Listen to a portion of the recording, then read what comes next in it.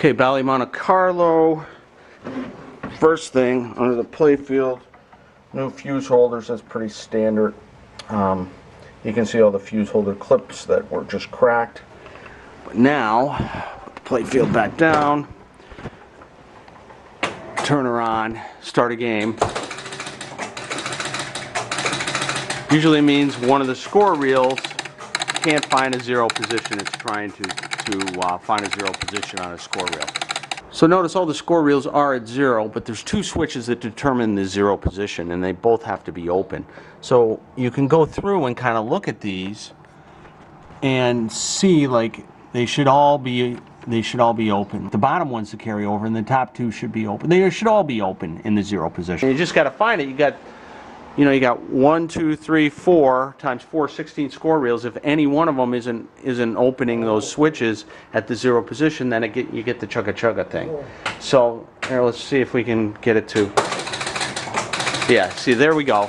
Now it's doing the chugga, and I believe it was this one down here. They should all be open when the reel's at the zero position. This one's for the 9 carryover, so that one should definitely be open. And then these two are the logic that stops the chugga. So these have to both open at the zero position. And this top one, yeah, and this top one's not open. I can see it. It's not open. So this is the one, like for instance, if I bend it back like that, and then we go and start a game.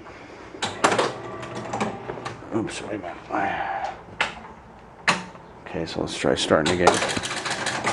So there's your chugga. And you see the reel's not moving, but if I manually open this switch, see, it stops. So that's that's your culprit right there. And that was on the fourth player.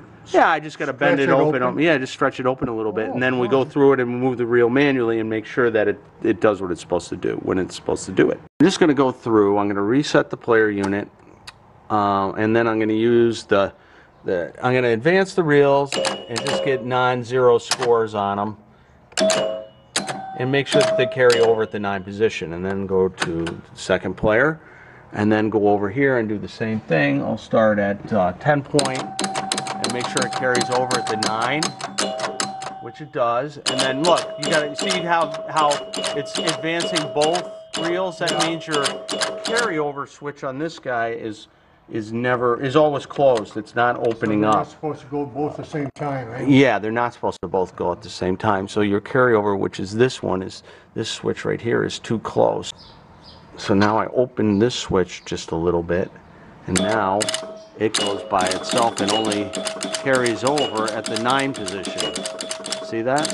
Well, that's working now, right? Yep. And then, so we got to do this for each one of the reels, each one of the sets of players, to make sure that they all. So otherwise, this player, what is this, player 2? He would score a lot more points than anybody else. So you'd always want to be player 2. And then we advance the player unit again and do the same thing with player 3. Make sure it advances just when it's supposed to. That they don't go and see, like this one isn't carrying over at all at the 9 position. So now this one has another problem, again, with this switch right here that isn't closing at the right time. Okay, just to check her work, we got scores on all of it. Make sure it resets and no chugga. So now it all resets cleanly, all 4 reels. Put the ball in, and we're ready to shoot.